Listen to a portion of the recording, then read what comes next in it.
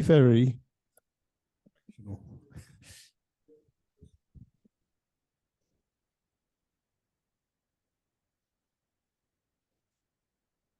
I'll turn that on now. Yeah, that's on.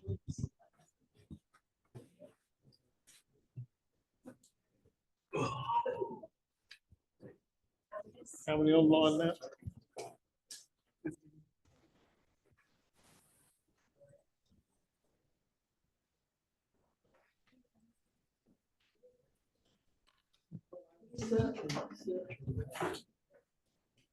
So this will all interfere if that's just I've got mine here. Right. Good evening, ladies and gentlemen, and welcome to this meeting of the Newcomen Society in London. Nice little crowd here, and 15 or so far online, but they're always late online. If you notice, people turn on, they don't seem to have the same clock running as the rest of the universe. So welcome. Yeah, maybe their trains are delayed. Yes, or they pretend their trains are delayed because, you know, if you're working at home, you have to have some mornings when you don't get to work on time, don't you? There's an allowance for late trains. So, okay, could you please make sure that mobile phones are silent or off, because and that includes those who are sitting at home, because we've had one or two of these recordings we do that get spoilt by extraneous noise. All sorts of strange things happen online. It's weird, isn't it? We're not expecting any fire alarms or anything. So if a fire alarm goes off, the routine is it's a constant ringing of bells or a bell. There are fire extinguishers and break points around, but the exit is out through the door you came in, out through the courtyard, back into Carcross Street, and you turn right. Move down there to a road which is called Greenhill Rents, and that's where we will assemble. If you haven't signed in, please do. We like it for a number of reasons. One, we know how many people were here and our counting skills are not what they were. And the other one is, it is our register if we do have some disaster, and it's quite nice to know who didn't quite join us down the road. So signing in does have many purposes, and people, it's always strange. Some people just don't like signing in. So anyway, if you haven't, please do. The other thing is, I don't know, Sarah Jane's got some of our regular magazines on the table down there to flick through and see what we do. If you're not members, then please think about joining. This is a membership organisation, and you're all very welcome. Now, tonight is the first, or it's in the middle of a stream of a number of nautical sort of lectures, which from my point of view is a great thing to have. It's my background too, so we're doing quite well. The next one is actually something slightly different. Tonight's lecturer is Hugh Ferguson, who is an engineer, a journalist and a writer. He was formerly the editor of the New Civil Engineer magazine, that wonderful source of employment for many civil engineers.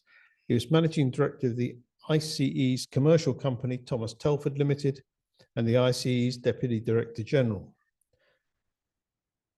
He's the author and co-author of the Civil Engineers, the Contractors, Constructionarium, and the Consulting Engineers. Now, those are hefty tomes, I know. They're sitting on a bookshelf at home with very useful references. So Hugh is going to talk to us about the sinking of the Empress of Ireland. So, Hugh, over to you. Right, thank you. Well, good evening, everyone. This promises to be an unusual evening for all of us. It's a story of the British-built ocean liner RMS Empress of Ireland, which in the early hours of 29th of May 1914, while en route from Quebec to Liverpool, was struck by a Norwegian collier near the mouth of the St. Lawrence River and sank within 14 minutes. More than 1,000 of the nearly 1,500 people on board died, including 840 passengers, which was more than on the Titanic 2 years earlier and the Lusitania a year later. This was one of the world's worst peacetime maritime disasters, and yet it's been largely forgotten. Now, you may have been expecting a talk about engineering tonight, and there will be some of that, but this is, at its heart, is a dramatic story of disaster and tragedy, courage and heroism. It's also, for me, intensely personal. The central character and the person on whose memories much of this talk is based is my father, Ronald Ferguson, the Empress of Ireland's young chief wireless operator, who sent out the SOS, which brought the rescue boats, and was the last to leave the sinking ship. Had things gone only very slightly differently on that fateful morning in May 1914, the disaster could have been even worse. Ronald Ferguson would not have had his very eventful subsequent career, and I wouldn't be here to tell the tale, and nor would his many grandchildren, some of whom are here today or connected online from around the world.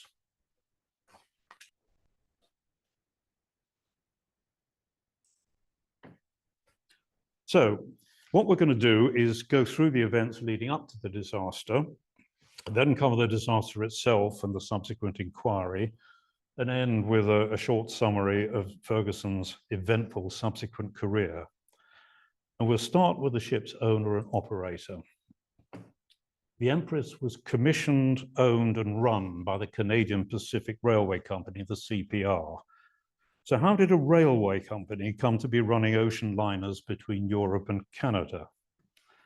The answer lies in one of the world's boldest ever entrepreneurial adventures. And here's the key. The CPR was the vision of 4 Canadian entrepreneurs who in 1880 started to seek political and financial backing for a railroad stretching some 3,000 miles from Quebec and the eastern provinces on the Atlantic to what became Vancouver on the Pacific in the west.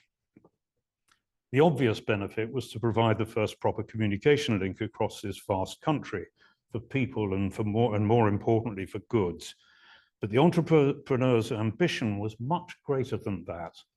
They sought an alternative and quicker western route between Europe and the Far East by sea and rail to replace the traditional eastern route by sea. And there were other motives as well. There was a huge demand for immigrant travel from Europe to North America. And Canada needed many of these immigrants across the breadth of the country to achieve economic development. Construction of the railway was a mighty engineering achievement in itself, particularly crossing the Rocky Mountains and the Selkirk Mountains in British Columbia. The last spike was driven to mark completion in 1885, less than 5 years after formation of the CPR company. The first ventures into shipping were on the Pacific side. In July 1886, CPR's first ship, a leased wooden bark, landed in Canada from Yokohama with 17,000 chests of tea, proving the wealth in the tea trade.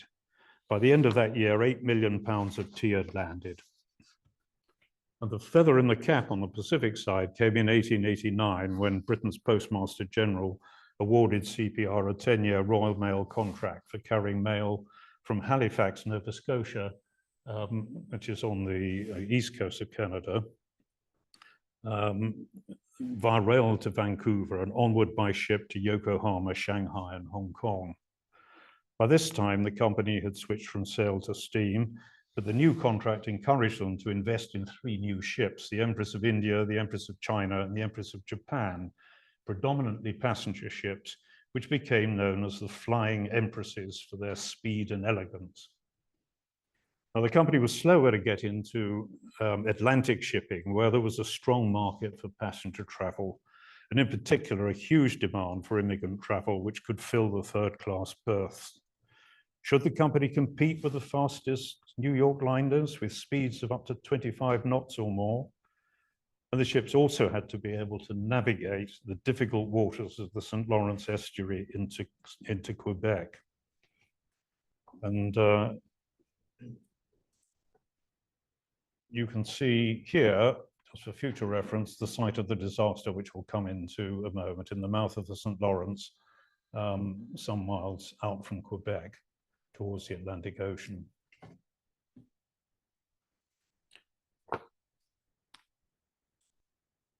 So some existing ships were purchased from a rival operator, and eventually an order was placed in December 1904 for 2 new ships to CPR's specification to operate on the Liverpool to Quebec run. 14,500 tons, 20-knot liners to be built by Fairfield Shipbuilding and Engineering Company at its Govan Yard on the south side of the River Clyde, west of Glasgow. Conceptual design for the 2 twin-screw ships was by Fairfield's consultant, Dr. Francis Elgar, the Distinguished Professor of Naval Architecture at Glasgow University. And in the developed design, each was to be 548 foot 9 inches long, 65 foot 7 inches wide, and 87 foot from keel to top deck. As you can see from this cutaway drawing, each ship had 8 decks, at the lowest below the waterline. Well, here we are, the lowest below the waterline, and the highest being two stories up, and that's the bridge up there.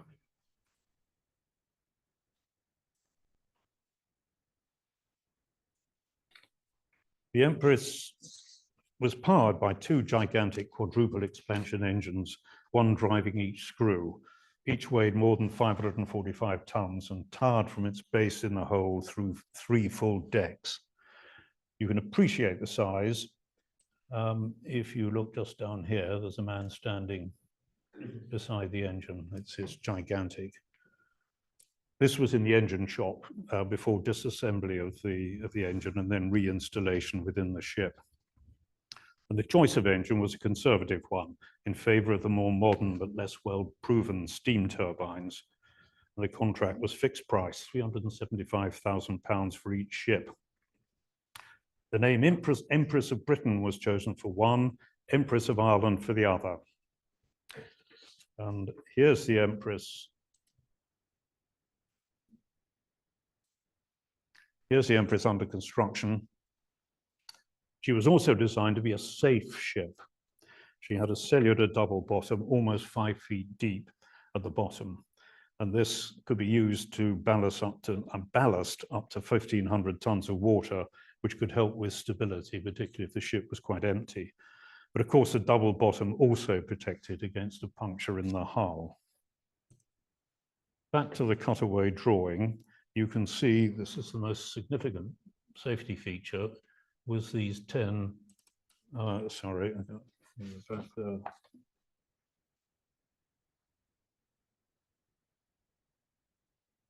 No.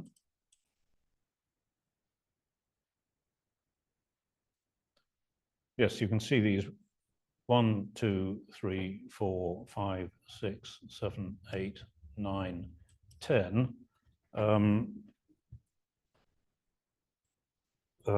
Transverse bulkheads stretching the whole width of the ship, and these were designed to contain flooding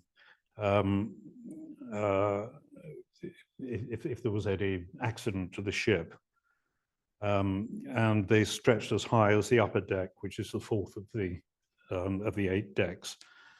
They effectively divided the ship into 11 watertight compartments, so any 2 of those could flood. And the ship would not sink. So it seemed a pretty thorough safety feature. And we'll see in a moment just how these fared when disaster struck. At the time of the Empress's launch in January 1906, CPR had a total of 54 Atlantic, Pacific, coastal and inland waterway steamers. And in the same month, the company was awarded a joint share of the crucial Royal Mail contract for cross-Atlantic mail. Business was thriving, and the original vision had been realized. And so it continued to 1914 with the Empress's reputation as a ship that was both safe and made its passengers feel at home, growing all the time.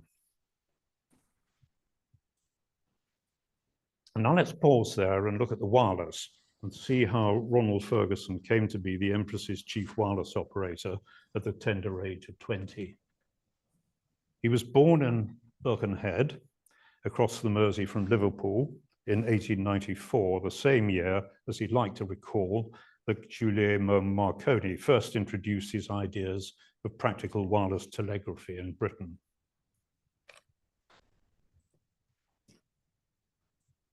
His grandfather, Hugh, ran a fleet of sailing ships carrying coal from the undersea pits at Whitehaven in Cumberland to Northern Ireland.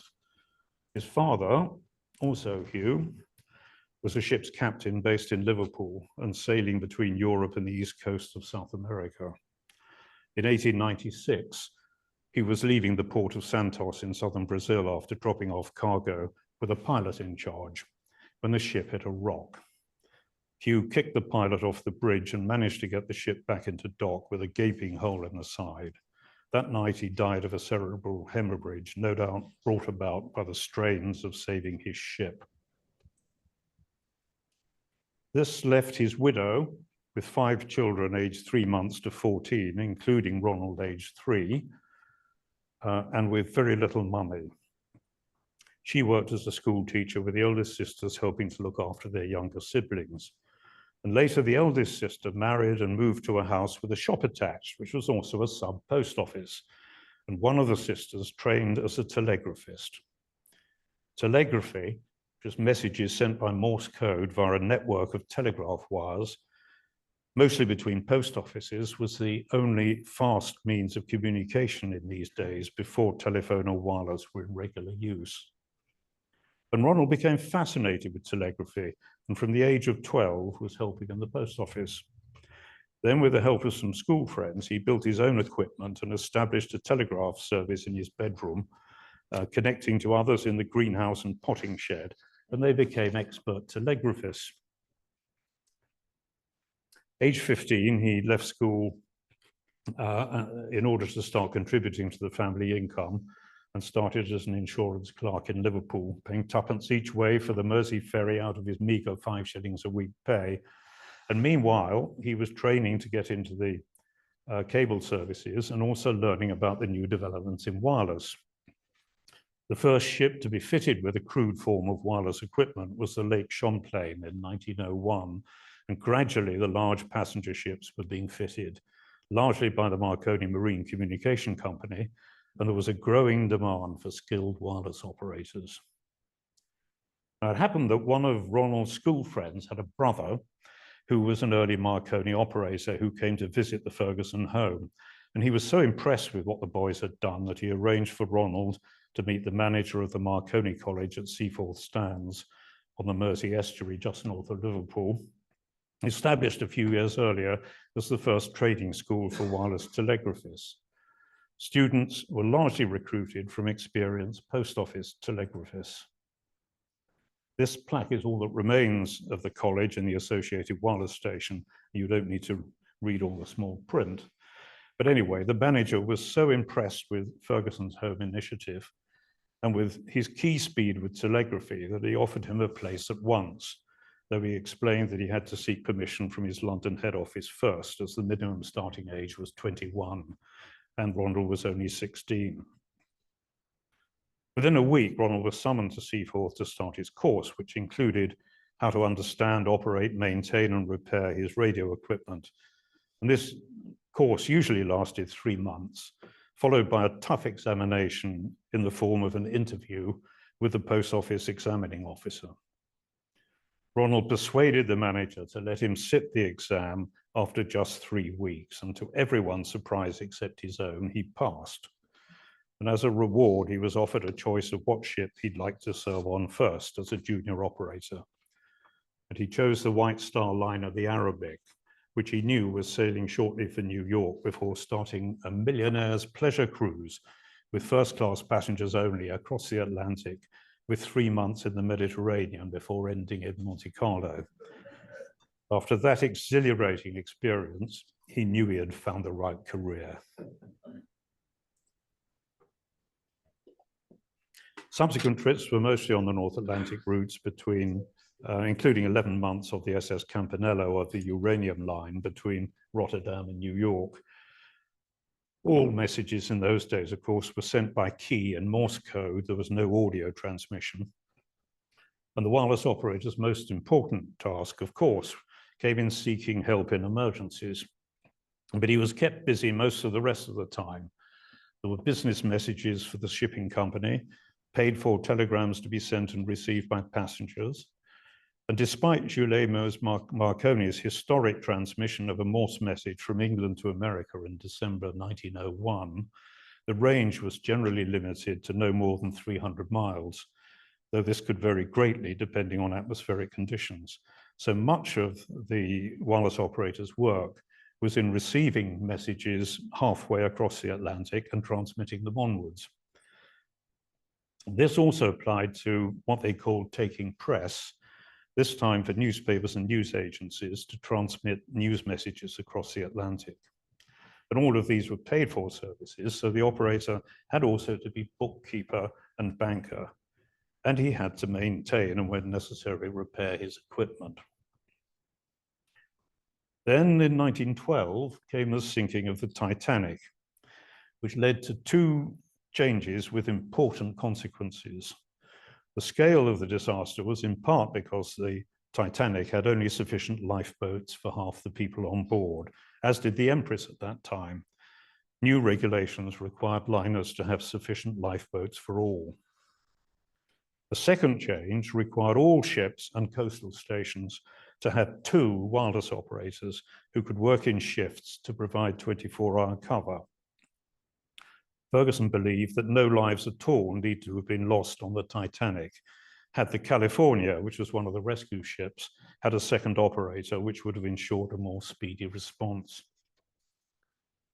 In 1913, the Empress was fitted with the extra lifeboats, and the wireless room and operator's cabin were moved to the boat deck, the highest of the eight decks, to be closer to the captain's bridge.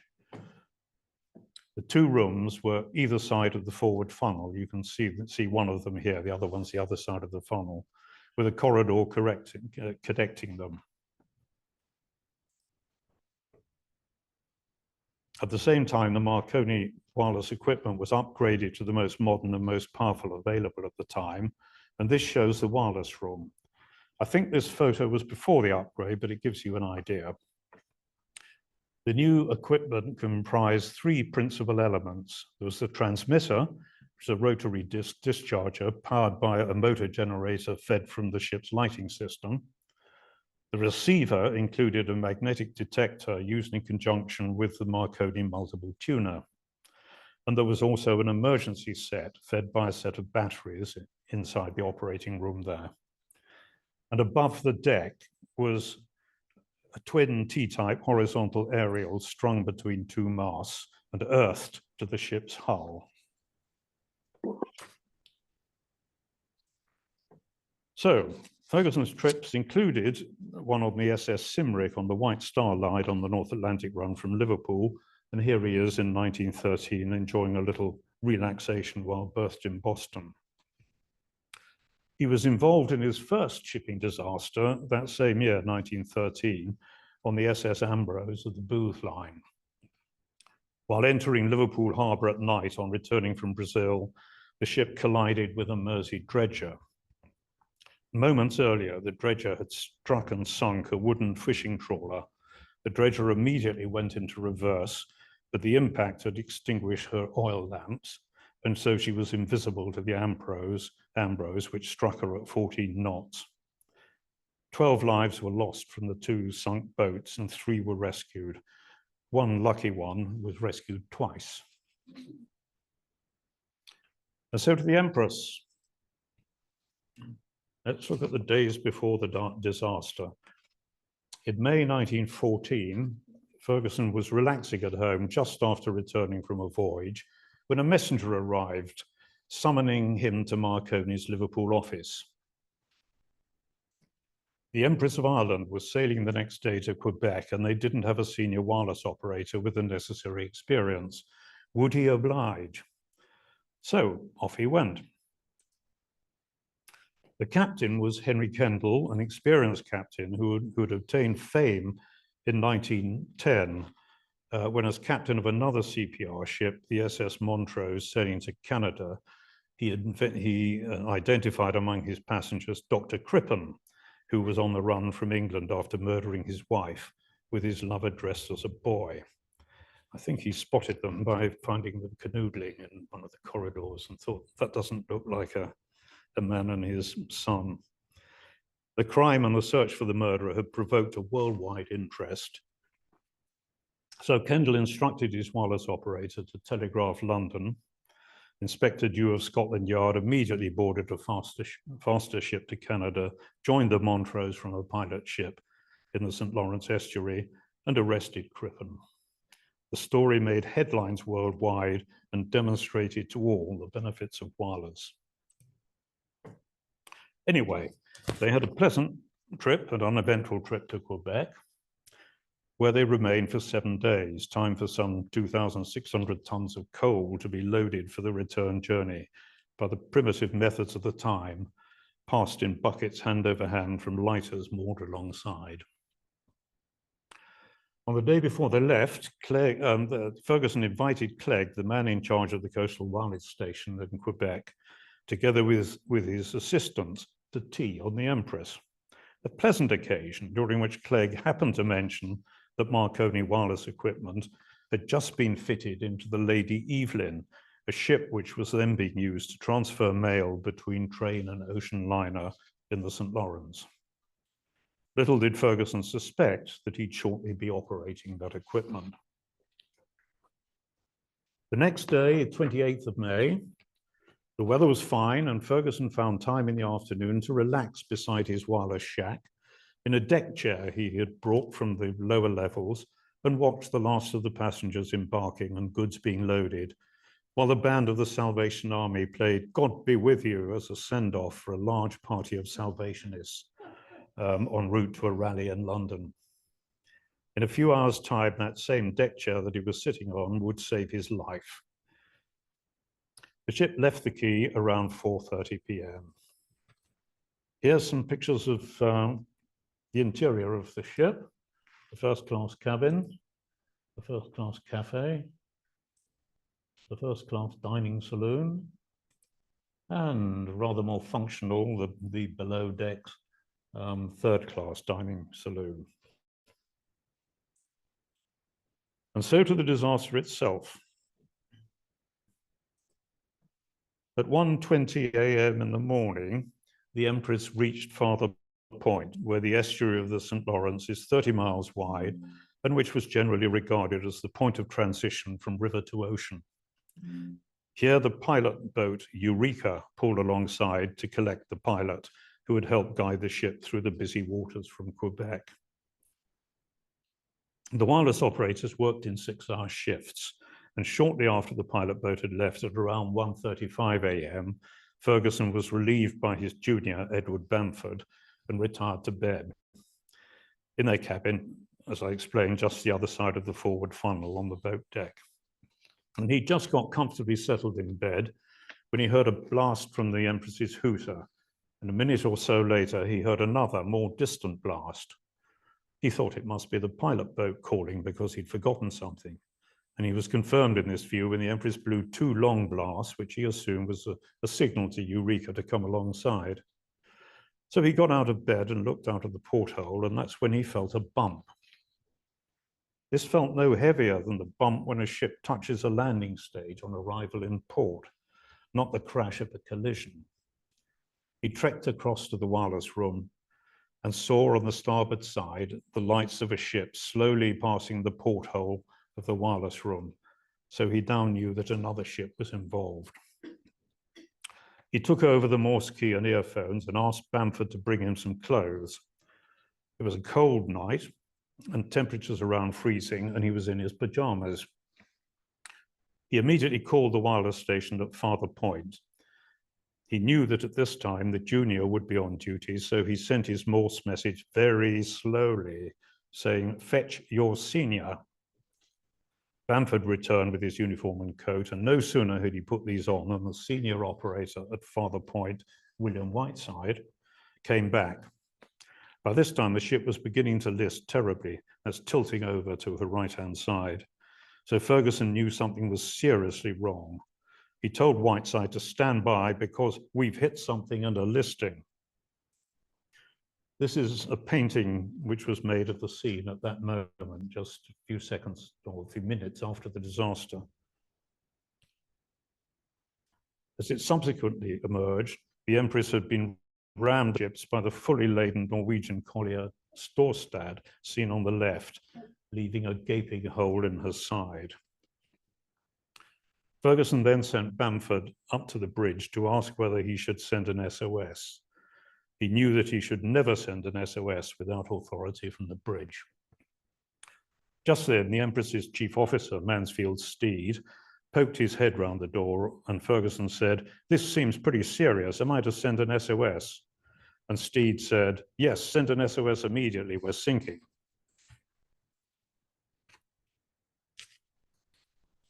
So Ferguson called Whiteside again and said, "It's SOS."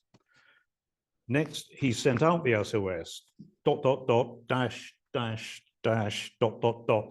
and they both awaited a reply from any nearby ships. There was none. Whiteside said, "Okay, old chap, hang on," and went to telephone for available ships in harbour. He came back and asked, "What is your position?" And Ferguson replied, 20 miles past Rimouski. Whiteside said, 20 miles? And Ferguson replied, YE, and just as he came to the first dot of the S, the lights went out. And he realized that his generator, driven by the ship's dynamo, was failing. So he typed the first two dots and then held his key down so that Whiteside was realized the power was failing. And he did, but they both also knew that the Empress's receiving equipment didn't need any ship's power to operate, as they were using the magnetic detector and multiple tuner. He came back and said, "Okay, we are sending the Lady Evelyn and the Eureka to your assistance." And this is a map of the scene with the Empress and the Storstad about 3 miles offshore. There's the Empress. There's a Storstad floating some distance away by that time. And here are the rescue boats coming out of Father Point and the other one coming out of Rimouski to come to the rescue.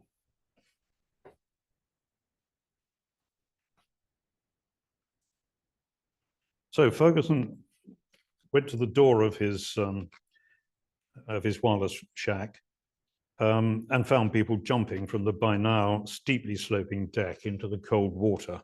It was only a few degrees above freezing. He yelled to them not to jump as help was on the way.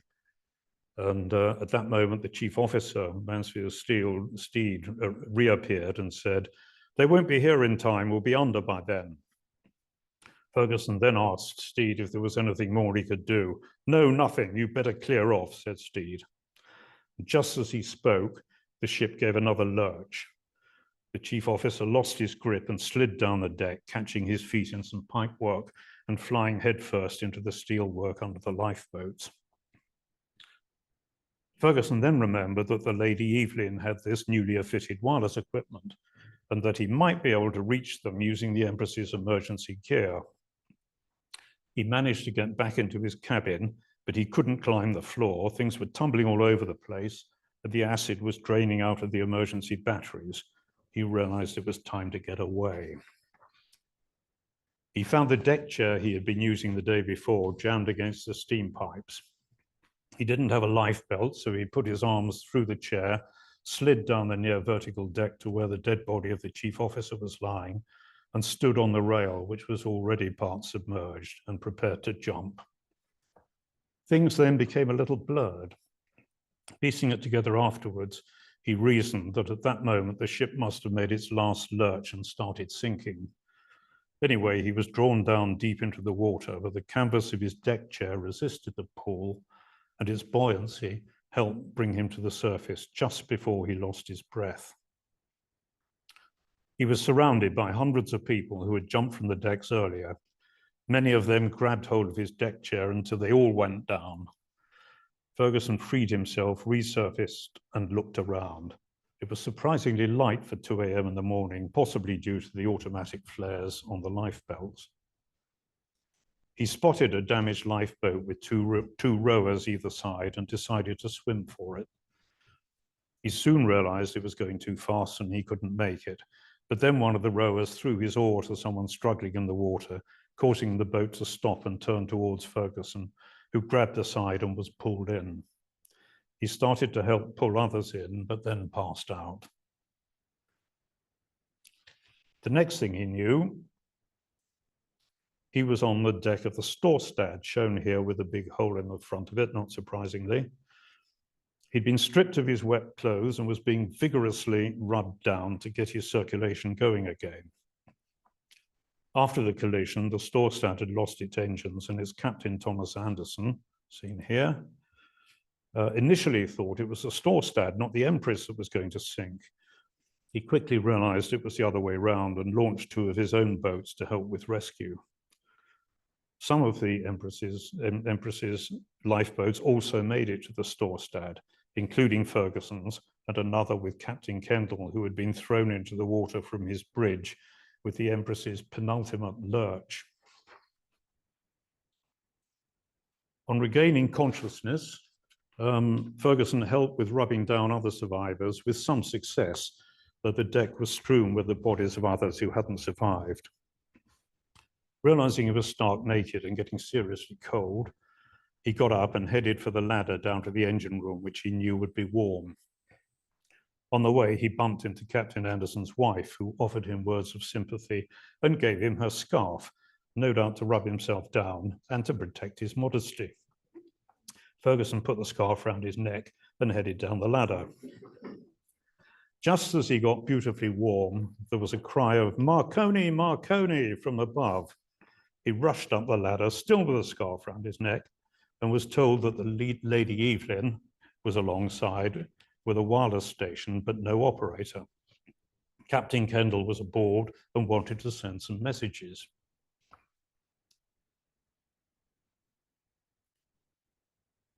He went to the rail and saw the deck of the Lady Evelyn some way below. This is the Lady Evelyn. With a helpful push from behind, he jumped down onto the smaller boat and was caught by a group of survivors. The wireless room was new and had never been used. It was locked, so they broke a window and Ferguson climbed through. The room was comfortingly warm, but the equipment was unfamiliar to Ferguson, and more importantly, there was no power. So he crawled back out of the window, went to the engine room, located the brand new switch gear for the wireless, and switched it on. Back through the window of the wireless room, he quickly got the transmitter going and sent a short message to Father Point. Soon he also had the receiver working as well. The first priority were Captain Kendall's messages, one to the Empress's owners, another to Lloyd's, its insurers, and another to the people of Rimouski, saying that the Lady Evelyn would shortly be arriving there with the survivors, and could they please get all the food and clothing they could possibly raise to the end of the pier. Then all the survivors wanted to send their own messages. Ferguson told them they'd have to write their messages down, and first they'd have to find some paper, because there wasn't any in the wireless room.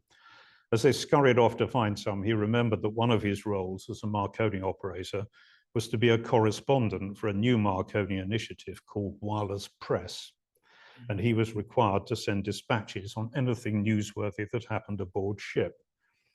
So he composed a long message with everything he knew, including names of those he knew had survived.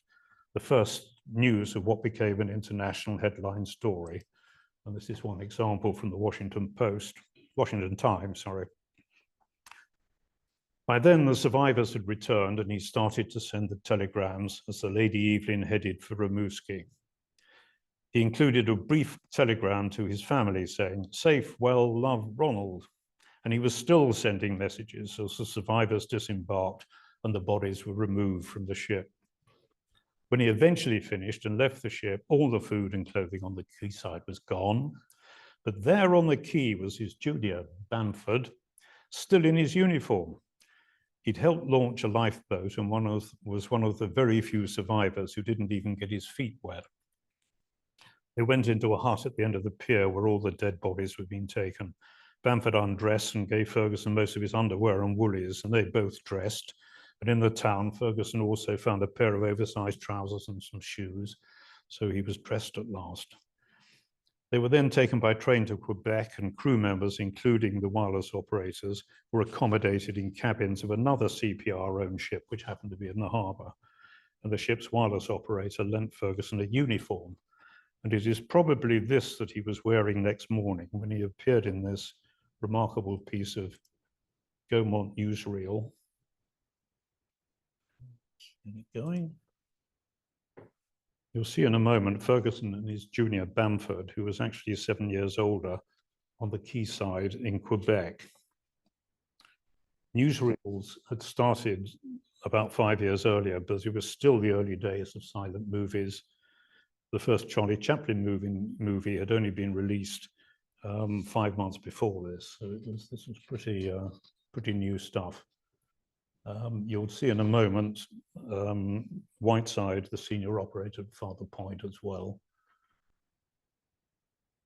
And this newsreel turned up somewhere in Europe only a few years ago, and it's really rather special. So there then followed the inquest into the disaster. Lord Mersey, the barrister and judge who had presided over the Titanic inquiry, was summoned from England on the fastest available ship to head the official inquiry. This was to be held in Quebec as soon as possible before everyone involved dispersed and while memories were still fresh, a complete contrast to modern disaster inquiries. The first questions people were understandably asking were, why did all the state-of-the-art safety features and procedures on the Empress so spectacularly fail? And the answers to that were relatively simple and explained by the unprecedented speed of the disaster, just 14 minutes from collision to sinking.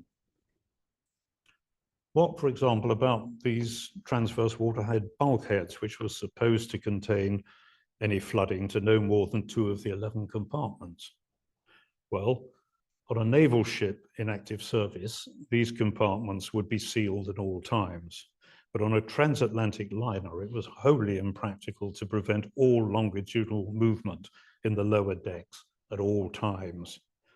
So the Empress had a series of heavy steel doors through the bulkheads, opening sideways or upwards, which would normally be kept open.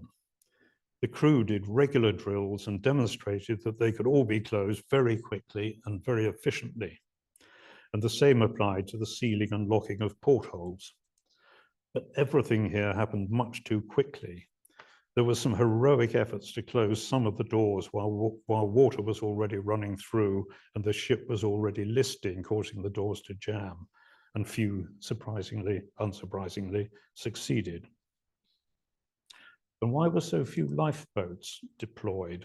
This picture was taken before the post-Titanic refit, when an additional collapsible boat was installed under each of the main boats. Well, the rapid tilting of the boat, as it listed over, meant that all the boats on the high side of the ship could not be lowered into the water. So half the boats were rendered useless. And also there was a well-rehearsed drill for launching each lifeboat, which could be achieved very quickly. But this required around 8 trained crew members for each boat, 2 in the boat and the others on deck.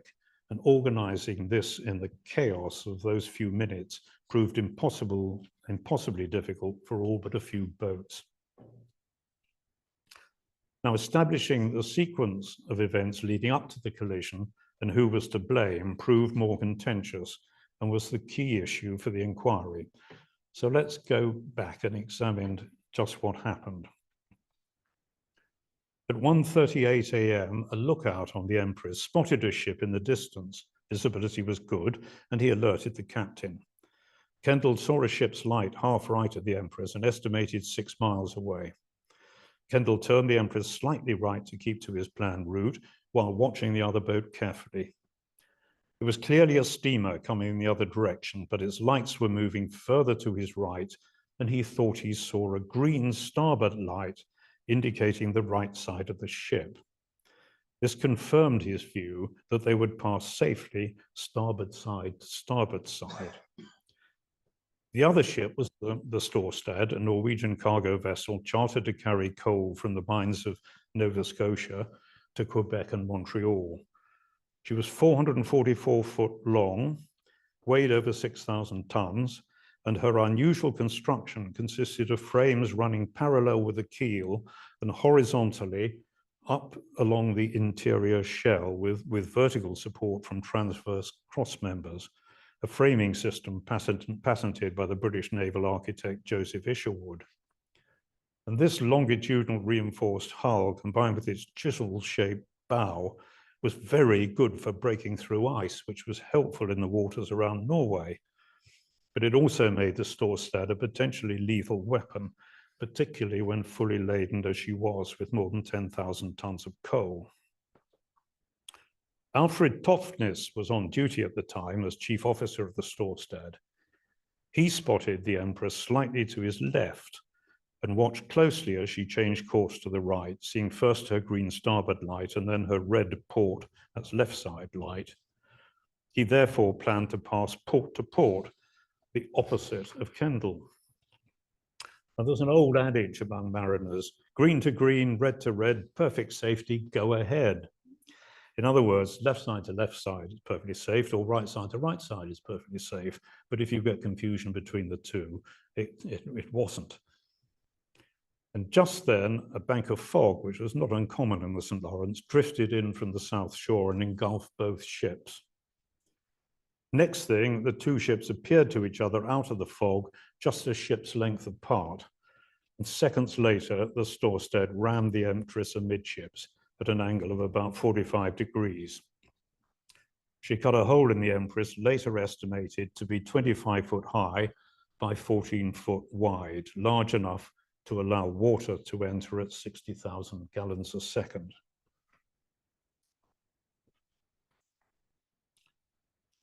These drawings show the two conflicting versions of what had happened in the last few minutes. The upper one shows Kendal's version, Kendal being the captain of the Empress. He maintained that the Empress was north of the Storstad, and he had cut her engines as a precaution and expected Storstad to pass safely on the starboard side. But the Storstad had turned sharply into her. Toftness on the Storstad maintained his ship had insufficient momentum to have made such a turn. He believed, as in the bottom drawing, that the Empress was south of him and that they would have passed safely port to port had not the Empress turned sharply across his path. Each of the protagonists gave his evidence to the inquiry and was cross-examined. The inquiry was completed on 29th of June, and on 11th of July, Lord Mersey delivered his findings. The inquiry regretfully concluded that Chief Officer Toftness of the Storstad was responsible for the disaster. This was based on 3 points: Toftness' incorrect belief that the Empress was passing south of him, port to port, his turning the Storstad north into the path of the Empress, and his failure to call his captain promptly on entering fog.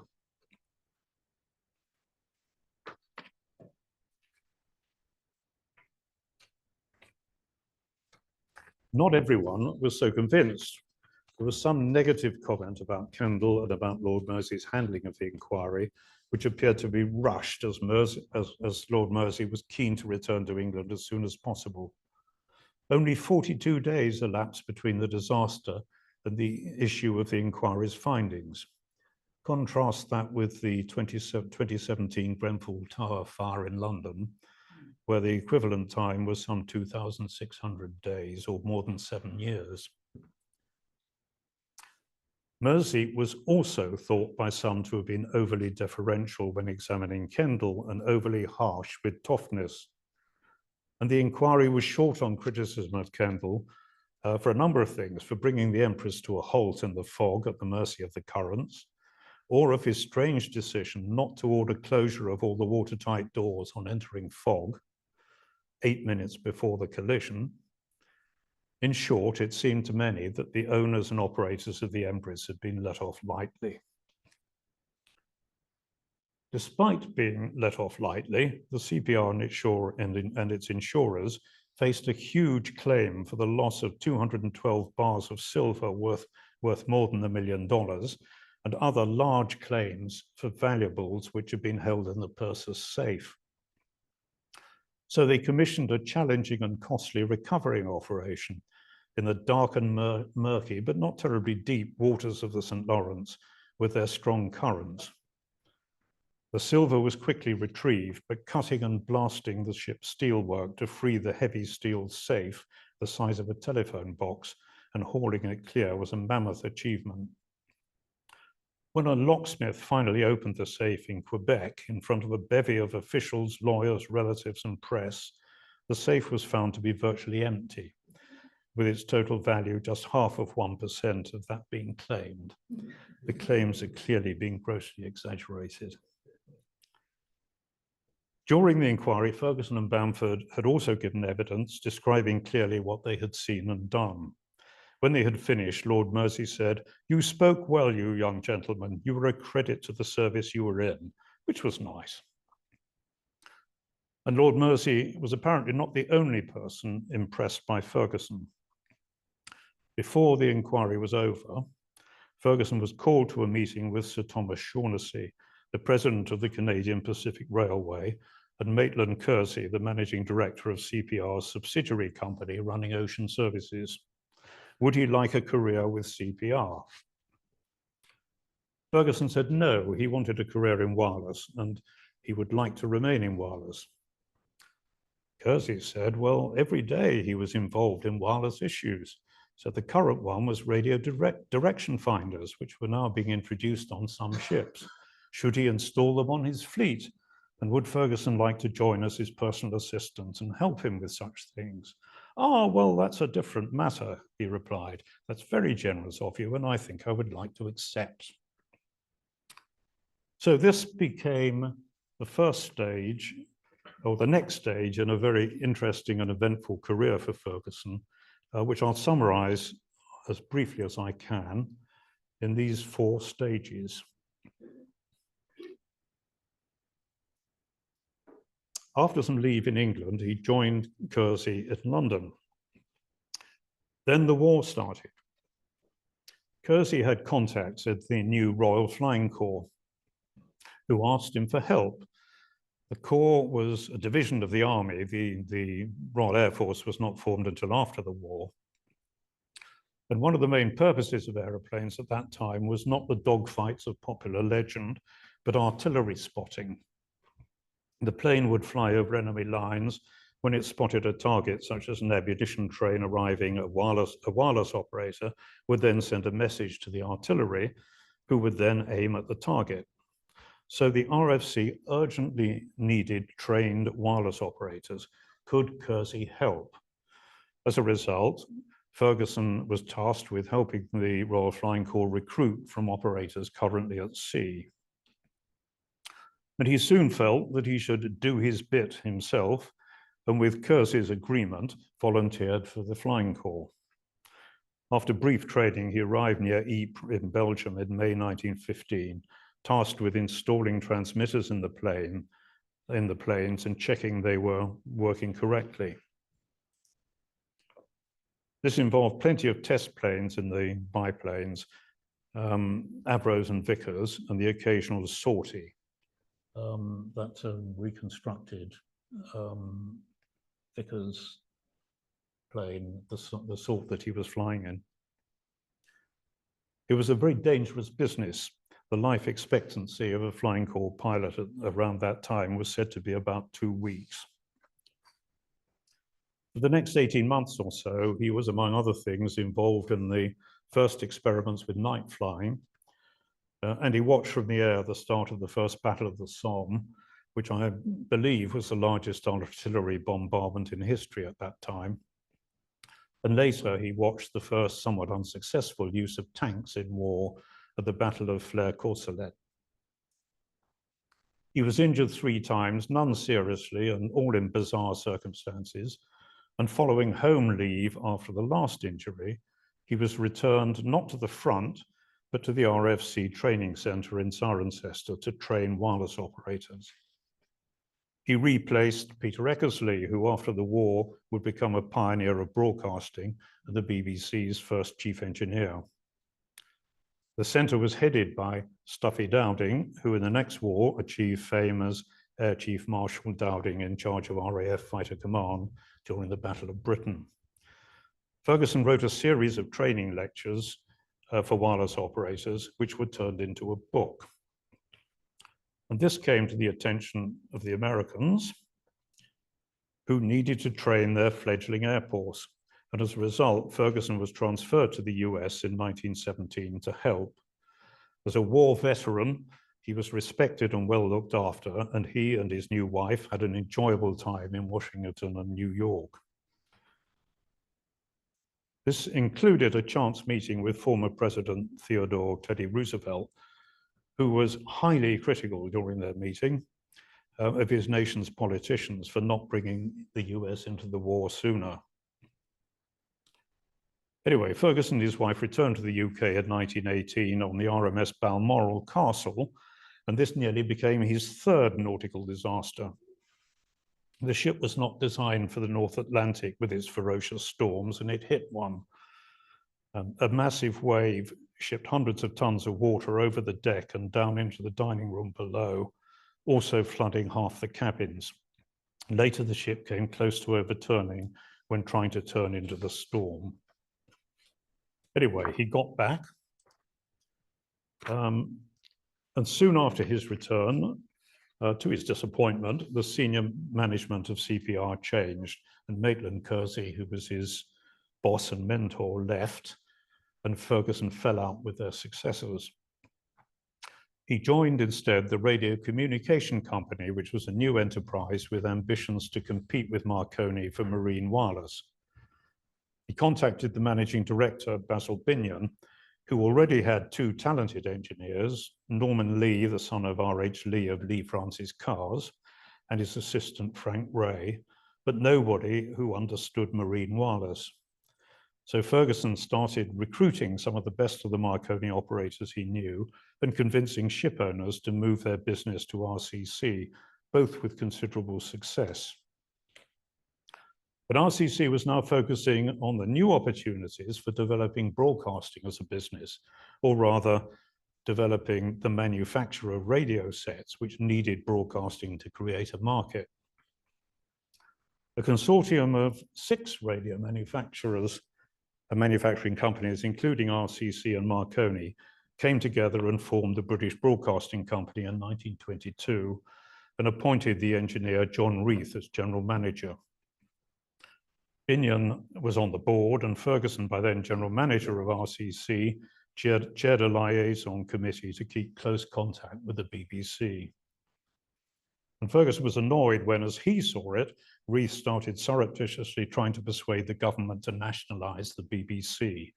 And he started a public campaign under the slogan, "Hands off the BBC."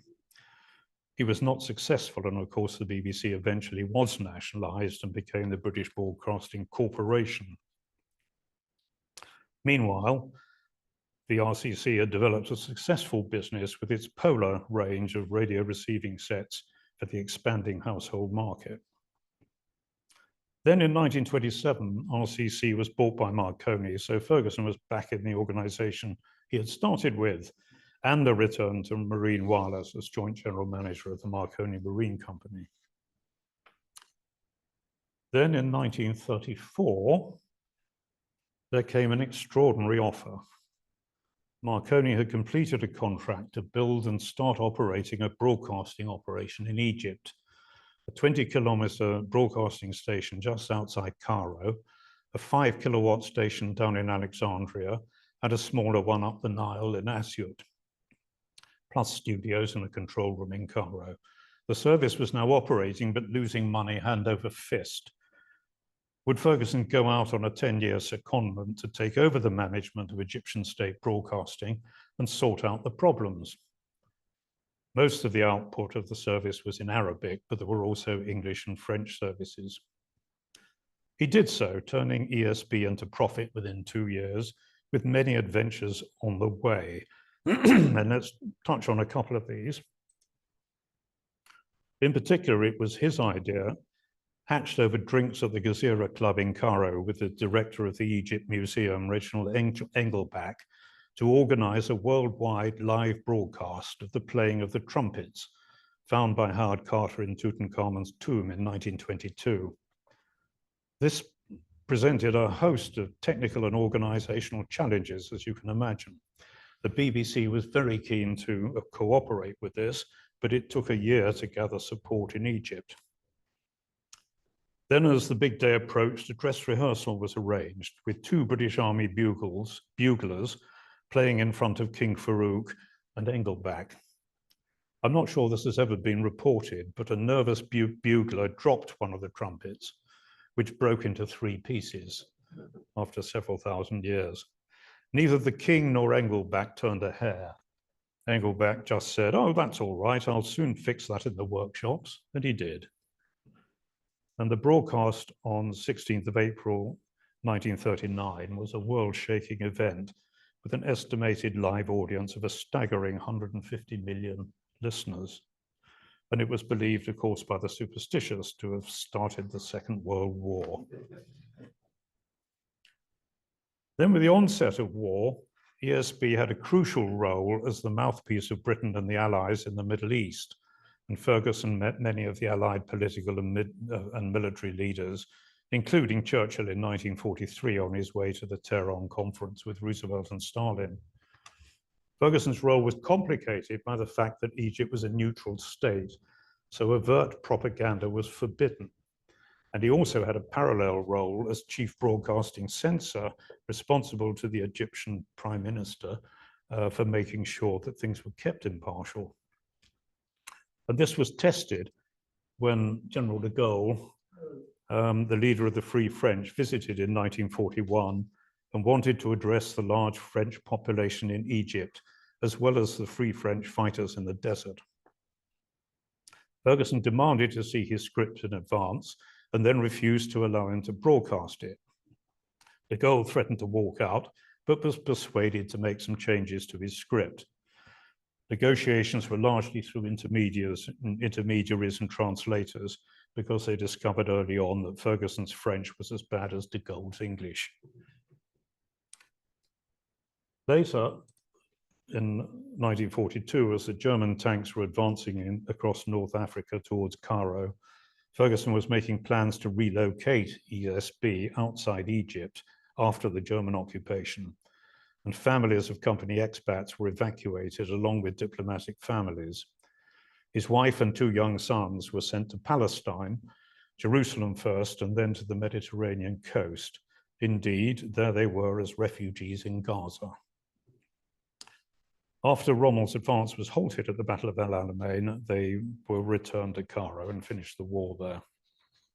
Ferguson also hosted Richard Dimbleby, the BBC's first war correspondent in Cairo, while he was covering the Desert War, and facilitated his broadcasts via ESB's Cairo studios in London. In 1945, Ferguson's 10-year secondment ended. He was awarded an OBE by the British and the Order of the Nile, one of Egypt's highest awards, by the Egyptians for his service. And he returned to England as general manager, later managing director of the Marconi Marine Company, until he retired aged 70. It was a full post-war career, including non-executive directorships of radio companies across Europe, but not with quite the same excitement as before.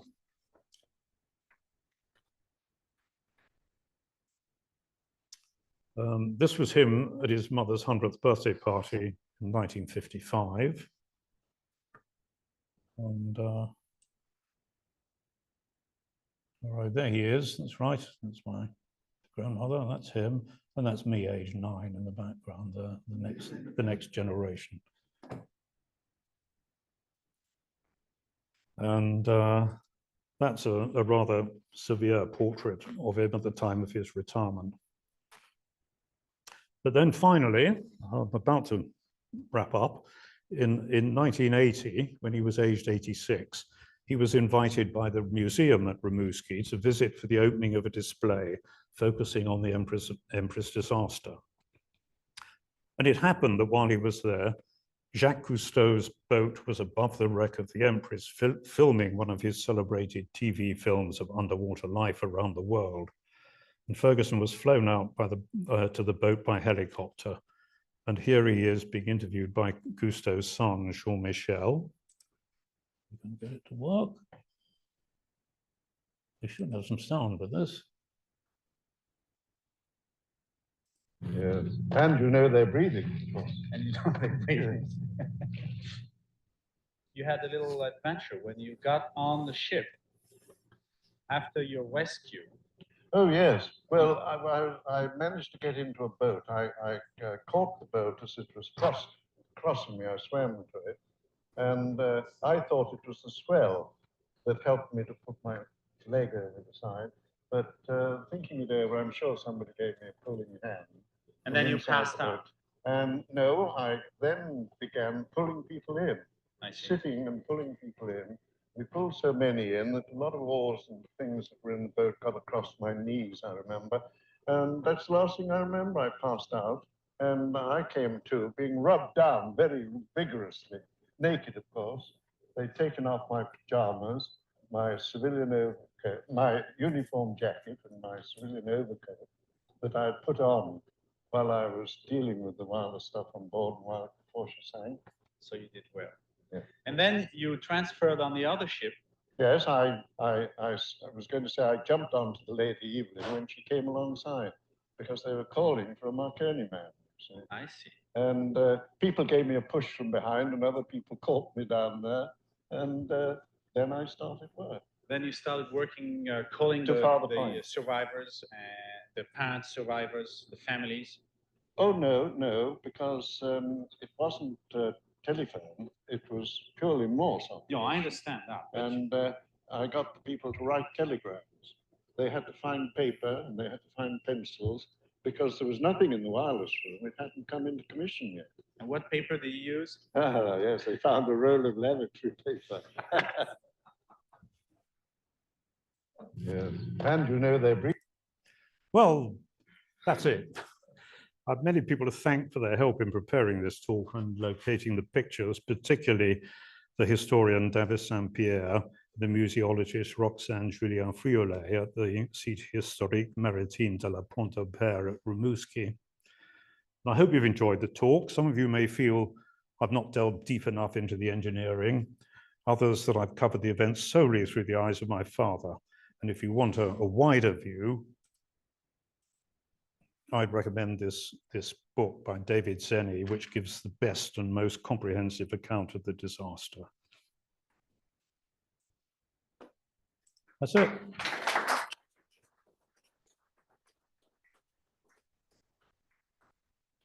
Thank you very much, Hugh. You know, I think we've been treated to a pretty special talk because it's always interesting to see all these links between different technologies and people. It's people make it all work. So, are you prepared to take questions? Of course, yes. Who is going to ask the first question?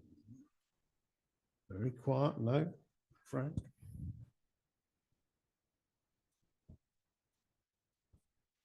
Thank you.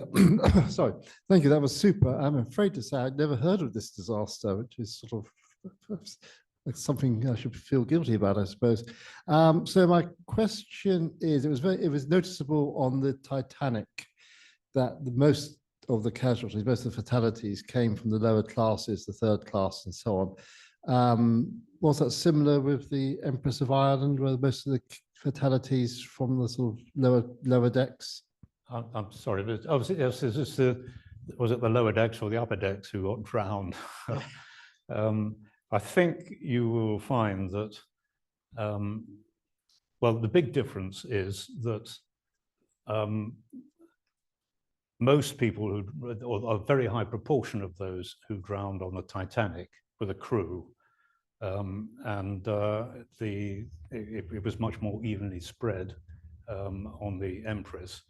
The reason, I think, was that on the Titanic, It really was women and children first, and then passengers, and the crew stayed till last, and that's why more of them drowned.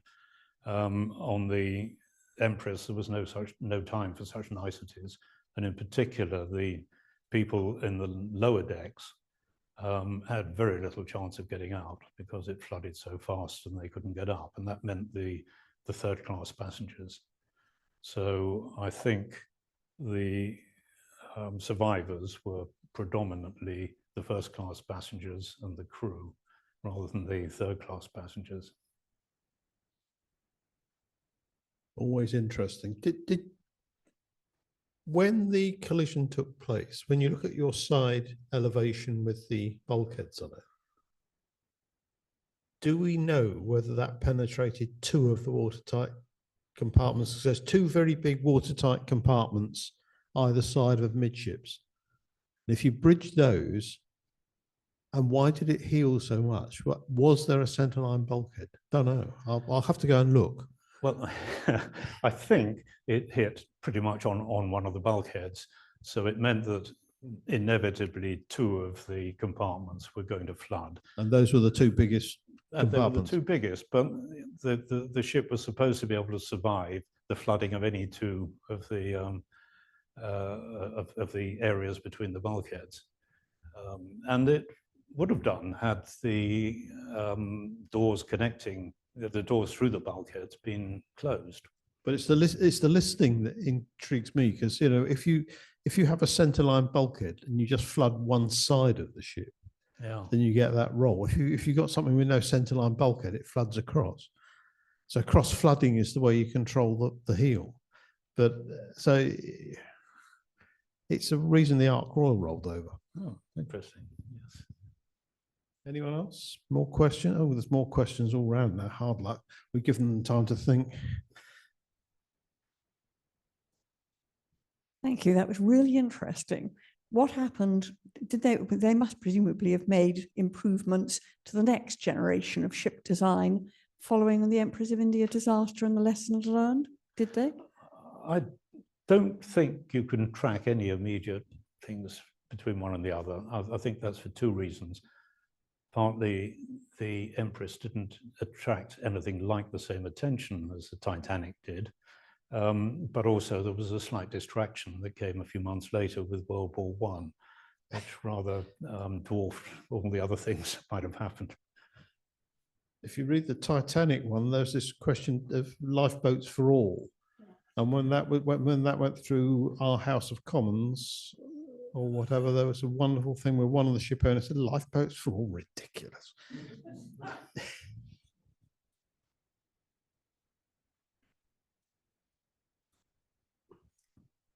It seems fairly straightforward that ships sort of list during when they're struck and sinking, etc. How is it that the authorities that prescribed lifeboats for all didn't consider the fact that half of them could be rendered useless by the listing of the ship during the process of sinking? And is that due to the fact that the Titanic, by all accounts, didn't list? It just sort of settled and then sort of slid forward. I mean, was that thought to be how ships sank, as it were, gracefully and slowly, and in a sort of straightforward direction? Yeah, I think this very rapid listing of the ship was something unusual, that it was unheard of, but it was unusual. And that had no doubt caught them by surprise. But how would they have responded? Would they have said, well, you need 4 times as many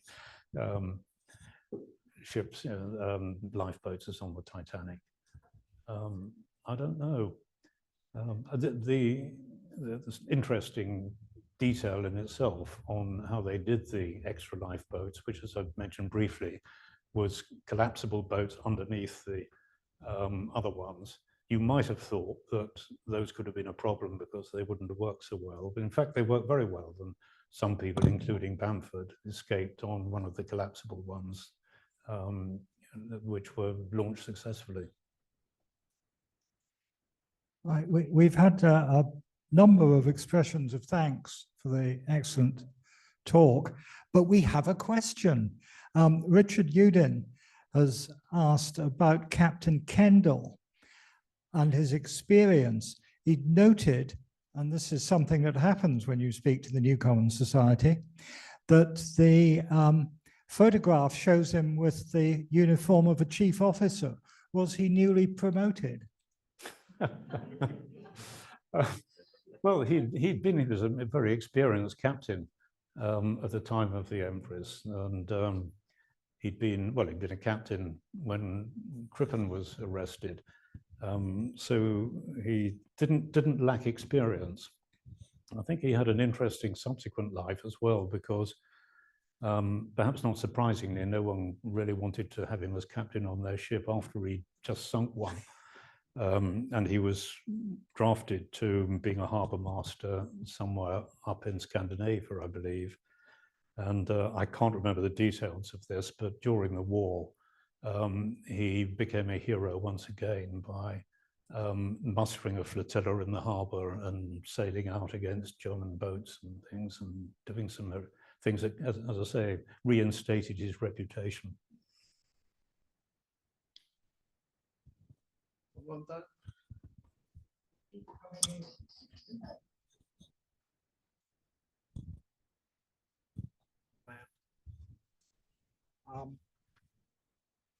Hang on. Got a bit lost here. I think David St. Pierre made the observation that on the question of uneven flooding, the Empress had longitudinal coal bunkers in the boiler rooms, and that prevented the boiler rooms flooding evenly. So most of the incoming water was trapped on the starboard side in these the boiler rooms, and causing the accentuation of the list. I don't know if that's new information. That's interesting, but no, I hadn't heard that before. That makes sense. I think you mentioned 5 different empresses at some point. With I think it was the Britain and the Ireland came towards the end. What's the sort of origin of the different empresses, and Empress of Ireland particularly? Sorry, I missed that. The Empress of Ireland. Where does it?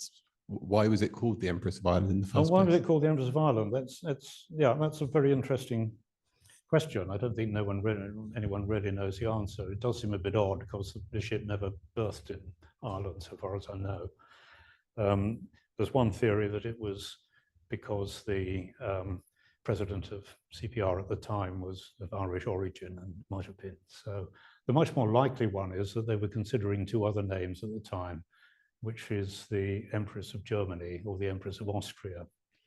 No, it wasn't the war so much. It was something else that caused that to be dropped, which was and it illustrates the immigration trade that I mentioned earlier. So let me tell the story. The Germans were very upset by the success CPR was having in drawing transatlantic trade away from the German shipping. And it really got to a head when CPR ships, not the Empress, but other ones, started landing in Trieste in the Mediterranean, which is the main port for Austria. And the Germans lost their temper here. They accused the CPR of having lured 600,000 Austrians to become immigrants in contravention of conscription laws, military conscription laws. And they arrested the CPR staff in Vienna, and a major court case followed from that. I mean, this illustrates just how involved they were in the immigration trade. But anyway, the sensational trial blew up when it was revealed that the 600,000 names of people who'd been taken away were actually from death certificates of people, some of whom had been dead for 100 years. So it was a bit, but it does illustrate how this was a worldwide trade. It wasn't just with Britain. It's always curious because looking through the digital records, the Lloyd's Register ones. Sorry? Part of the reason I couldn't find this on the Lloyd's Register records when I first started was because of the original planned names of Empress of Germany, Empress of Austria. And there's a change in there, which seems to be they were ordered as that. Yeah. So it got a bit more than just the intention. They got changed during the build. Oh, It that I looks didn't like. So know. I'll dig those out and send them Oh, on to you because that's it's always fun to keep looking. That's very interesting, yeah.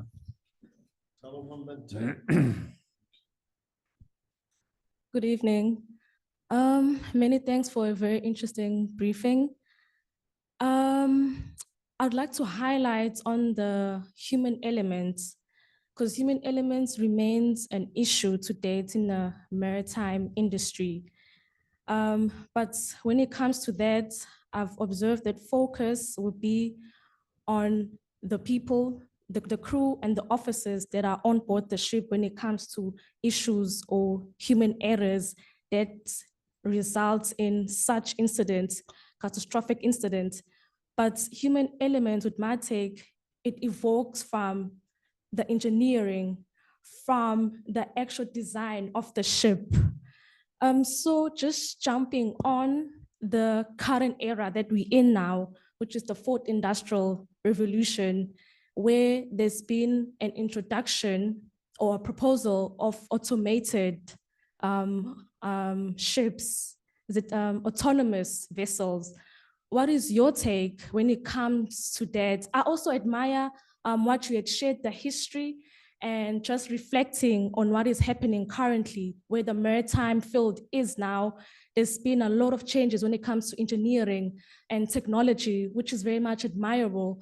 And there's been less of incident that had happened. But what strikes me still is that there has been a decrease, but after many years, there's sort of like that chains, that chain or that cycle that happened after many years, a catastrophic disaster would happen, which will cause a very dangerous or a very bad impact on the marine environment and also killing many lives, which is very much unfortunate.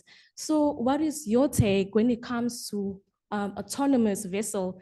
Is that the key to sort of like mitigate such incidents? Oh, yeah. I'm sorry, I was missing some of the question there. Can you help me? We're asking. It's a question of whether you can learn from. Yeah, it's learning from. The man you should ask. I know nothing. It's whether you're learning from the past and stopping things happening in the future. And this current idea, which is if you automate, you get rid of the people, and the people can't make mistakes. Then, yeah, okay, yeah. No, it is interesting, and then people did learn from mistakes. I think the two big changes after the Titanic were actually very valuable changes. And I think if you look through the Titanic Board of Inquiry report and you read Mersey's comments there and so forth, I would argue that the way the inquiry was done, it's the Board of Trade examining whether the Board of Trade had got it right to some extent, because that's how inquiries worked. And, it's judge and jury. Yeah. But actually, the Board of Trade had issued a lot of certificates on the Titanic. Yeah. They'd said it was safe to go to sea, and then they examined whether it was or not. Yes. And guess what? It was okay. It's just the people. Yeah. But I think it's getting off the agenda, but we do have very long drawn out inquiries these days, which do seem to be more for closure of the victims rather than actually learning something and doing something better in the future, which can be better done often with the quicken, what is it? But you see, it's impact. Quickly. So if you think in terms of what's happened since, the one that always made me wonder what would have happened if things were different was the loss of the Costa Concordia. Now that happened almost exactly 100 years after the Titanic. but only 32 people died. Now, 32 people is a lot, and a big cruise ship is lying on its side alongside an island in the Mediterranean. Did it have a huge impact? Not on the scale it might have done if the circumstances had been slightly different. The wind was such that it blew the ship onto the island and it rolled on its side and looked very silly for a long period of time. But if it had blown the other way and out to sea, maybe there would have been a much more dramatic outcome. But you know what drives the regulatory change? Well, I'll talk about that in October, November, whenever I get collared by Julia to talk about such things. You wanted to say something? Yeah, I wanted to say that you've just given a very good talk about automation on ships up in Birmingham, in which you were basically making the same point that you were trying to get to, which is that automation isn't necessarily the answer. In fact, you were actually saying, well, it could make things worse. Now, my question was, my real question was, how frequent were ship collisions in those days, the days before radar, in which you just had got lookouts, and the lookouts on this occasion didn't seem to be doing a very, very good job at all. Do you think that things are any better, even with radar, that you've got half asleep crews, not enough crews on the ship, crews which are being overpressed in terms of working hours, half-trained crews? Is it going to get, I think you were trying to get to this, is it going to get worse in the future? You don't have to have fully automated ships. You just have got to have ships in which everything is going wrong. Well, I've answered my own question. Of course, Fred. Is that a question for me or Hugh? It's a question really. It's coming my way, isn't it? My view is that automation systems are designed by people. If you go far enough, you just move the point at which the people make mistakes. You move the point up the food chain as to where the people make mistakes. So instead of being on a direct human controlled machine, when people make mistakes and something happens, as in this arguably, they're now designing the systems, and they make mistakes designing the systems. And you know, my car does funny things sometimes. The best thing I can do is turn it off and turn it back on again.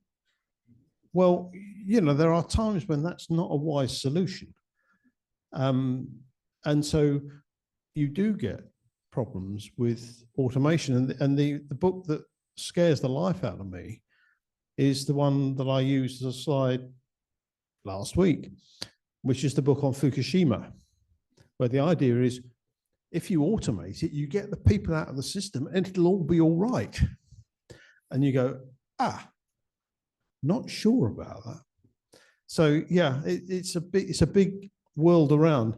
And when you look at this sort of accident, which I guess one could argue was classic people organized collision, two ships steaming in close proximity on courses that they didn't quite get right, and they hit. And they still do. But you can look at it another way. I mean, the way that technology improved maritime safety during the early 20th century was staggering. I mean, without wireless, if it had no wireless at all, you know, what would have happened on the Titanic? Would anyone have been rescued? No, probably not. Probably not. And then you move forward. There was a little touch on direction finders there, which would help. It helped enormously. And radar, of course, when it came in after the Second World War, was an enormous boon to maritime safety. My question is now back to you. The thing that I don't think you did say anything about was the speed of the ships. And I'm curious, did the ship that actually caused the collision, was that actually going very fast? It was Because going at 14. you it was said going that at your grandfather, farther. father, he noticed only a slight bump, Yeah. and you've got this huge hole in the ship. Yeah, How no, far- it was traveling how- at 14 how knots, fast- and so it was coming in pretty fast. Why it felt so small, I think, is partly because it wasn't just a bump, it cut straight into the ship and went very deep inside it.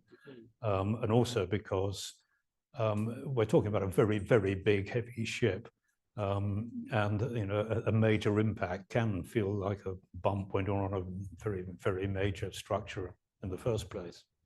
So have you any idea about the speed at which they were going? There was arguments about whether the Empress was moving at all. The captain said he was stationary in the water, and the other version was that it wasn't, and I'm not sure that was clearly resolved, but it was determined that the store stab was traveling at 14 knots when it hit, which is pretty fast. And if you look at the Empress, if the Empress at full speed would be doing 20 knots.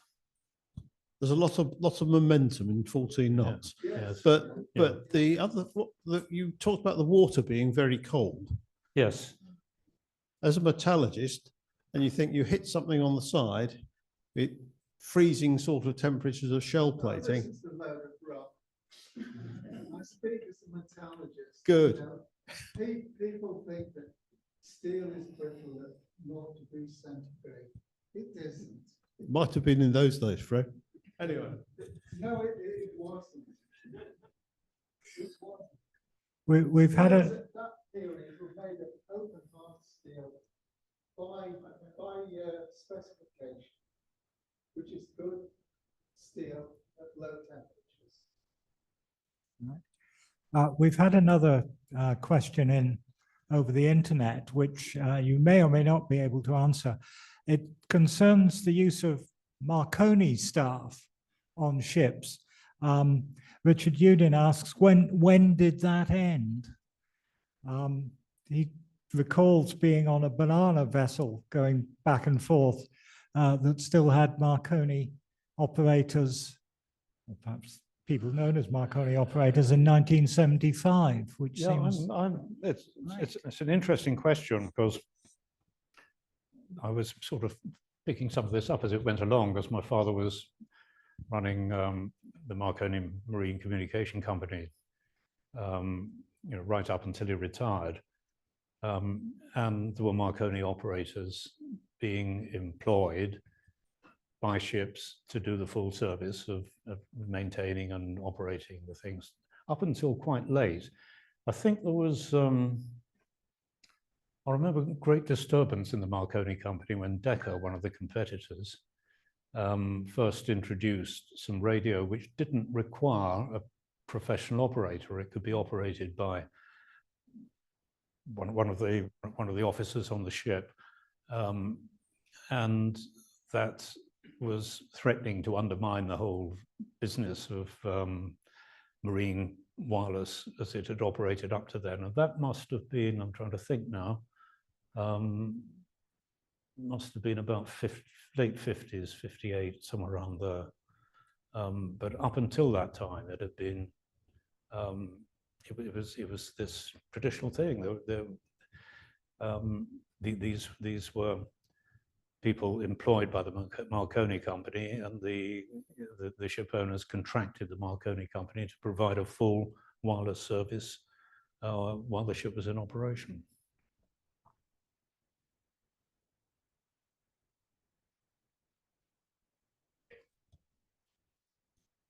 I wondered if I could wrench the conversation back to your father, because actually it's really interesting to hear about a career of somebody in a slightly hidden business, if I can put it so. Yeah. I mean, so he must have been thrilled to bits to find this perfect career path for his talents.